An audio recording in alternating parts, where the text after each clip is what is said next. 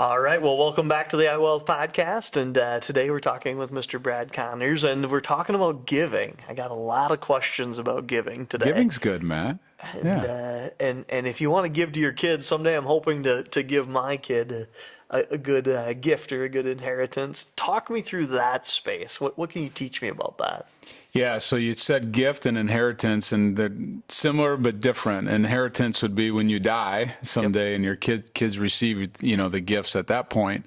But a lot of clients will gift along the way. So they'll, have a couple children, and they're doing really well, and at some point they want to take some of the money that they have because they have more than enough. We call it the never bucket. Like, we're never going to use this bucket. if we're never going to use it, maybe you should. I get that bucket. Yeah, exactly. That's a good bucket to have. I live in a never bucket. No, at some point though, people get to a point where they want to give. And what's been really interesting over the last several years is watching clients give to their children, primarily the children. I mean, obviously there's charities and things like that too.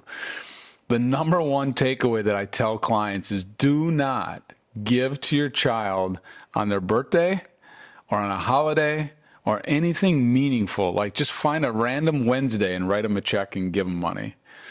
And the why behind that is because mentally, that child could be one of the best children ever, and you gave it to them on Valentine's Day. When the next Valentine's Day rolls around, expectation. Yeah. There's some type of expectation just because of, Valentine's Day is coming up. Let's yes, go to the casino. right. And not that they're even greedy, but they're like, I wonder if that check's coming. It's Valentine's Day is coming around the corner, Yep. or their birthday or Christmas or whatever. And so, from a gifting standpoint, you can give $17,000 a year. You don't have to file a gift tax return, so you can give it to them. There's no income tax issues with them. Mm-hmm. There's no income tax issues with yourself. Let's say it's coming out of your checking account. So gifts are fine. Just don't do it on a special day that somebody's going to remember. It's your birthday. Yeah. I mean, just think about if I had some nice gift for you and it was Valentine's Day and I gave it to you, or Christmas or something like that. Like, is Brad going to bring me a Christmas gift again this year? I mean, he gave me one last year. Is he going to, even though you don't expect it, where our minds just kind of go there. So anyway, I just always caution clients, like, just give it. If you're going to give it, just give it away. Random Wednesday. Let's call it the Brad Connors Random Wednesday I rule. never coined it that. I like that it's called the Brad Connors Random Wednesday gift rule. I like that. Random Wednesday. True to you listening, I'll take my random gift on a Wednesday. Yeah. And then every Wednesday they'll start to look forward to Wednesday because it might be random gift Wednesday. That's right. So it can't be the random Wednesday because that goes against the rule. It has to just be a random day. You're right. Because if it was Wednesday, then you'd always be looking forward to Wednesday. You're right. You're exactly right. So, yeah, it's really important. We're making light of it, but it's really important. Gifting is important. The other thing I see, Matt, I see a lot of clients that want to hold the money close to the vest, and they don't want to do gifting. Like, they don't want their kids to know how much money they have, and I get that. And sometimes as they get older, they'll mature out of that. They might get to their 80s and say, okay, it's time to open up the balance sheet and show the kids.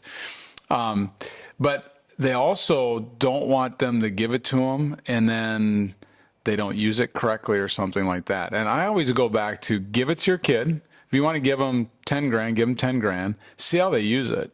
If they don't behave correctly with that $10,000, you might make some changes to your estate plan. Okay. And you might have other charities or something that you're going to give money to. So I like gifts. I like the fact if you have the never money, if you have a bucket of money that you're never going to use, I like getting rid of that and watching your kids use it in the correct manner. Slowly stepping them into it. Right. It's almost like if when you turn 21, then you get your bucket, or 18, how people can spread that out. Yeah.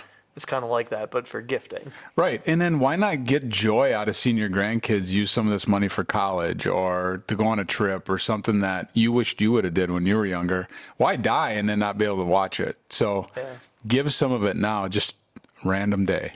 Random day, not just a Wednesday, just a random day. Yeah. What other gift advice, or is there anything else in that space that you've seen as a tried and true rule? Yeah, everybody's different, Matt. I don't know if there's a rule other than the random day, but everyone's different, and I think people wait too long to do gifts as well. I think it's okay, and it doesn't have to be 10 or 15 grand. It could be 2,500 for your grandkids, but see how they use it. Like, teach them about this money. Like, Sue, you need to do really well with this $2,500. Like, I know you have some debt and things. I don't want to see you have a new cell phone tomorrow. Like, spend it correctly. Like, use it as a tool to help them behave correctly with money too. I always like the saying, like, hey, if you get my money, then you get my opinion. So what do you think about that? If somebody was to like gift your kid, $2,500 or whatever, is it okay then to kind of share with them your opinion about, like you were saying, of how you use it? Or is the gift just better as a take it and the problem I have with I give you an opinion, the analogy that's popped into my head is you're a nonprofit. Yeah. So you're church. Yep. I give you $2,500 and now I want to tell you what fund to put it in and where to spend it. I have a problem with that. Like, if you're going to give it to church, let church figure out what they're going to do with it. Sure. Or the nonprofit. So if you apply that to, a grandchild or something like that, Yep. I think there's some mentoring that goes along, but I'm a little conflicted on being able to tell them what they have to do with it. Yep. Versus coaching and watching and observing and then kind of course correcting along the way. On the backside of Yeah. it. Interesting. I like that. Yeah. Cool. Anything else that we should know about gifting and giving? And No, just go out and do it. there you go.